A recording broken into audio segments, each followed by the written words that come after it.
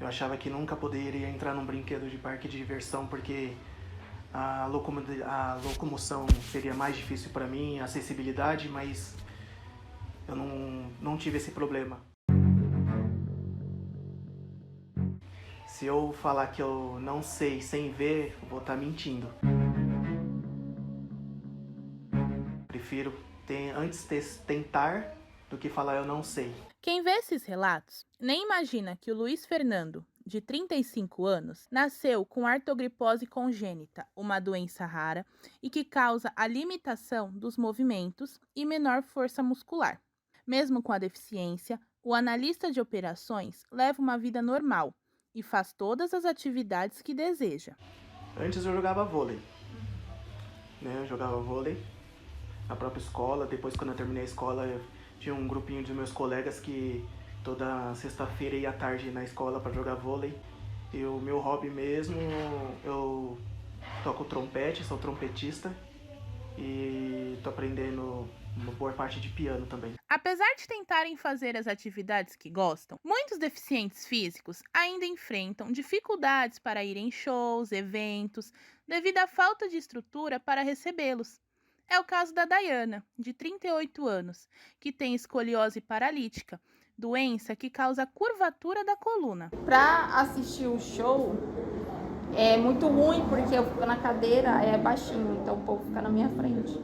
Então não tem uma área exclusiva para cadeirante. Segundo o IBGE, 45 milhões de brasileiros possuem alguma deficiência. Isso representa quase que 25% da população. Apesar dos grandes números, as pessoas vêm se adaptando como podem.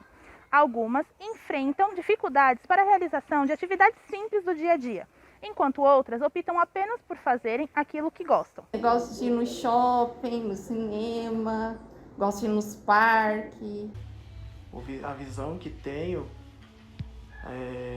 com os meus colegas agora, meus amigos, onde eles vão, eu vou. Onde que eu vou, eles vão.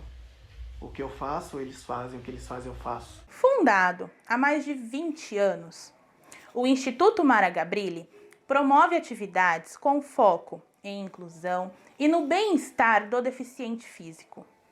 Com projetos em comunidades carentes, a organização tem sido referência em acessibilidade e a promoção da cidadania do deficiente físico.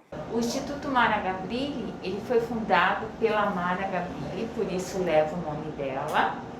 Ele iniciou como uma fundação. A Mara, logo depois do acidente, ela tinha um interesse em pesquisas, trazer para o Brasil pesquisa, sempre com olhar para a pessoa com deficiência. O Instituto atua sobre 3 pilares: o esporte adaptado à pessoa com deficiência, projetos sociais e o fomento à pesquisa.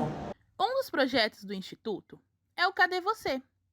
Focado no atendimento por meio de parcerias com organizações de comunidades carentes. Ele atua com o objetivo de levar informações às pessoas com deficiência e que vivem em situações de vulnerabilidade social.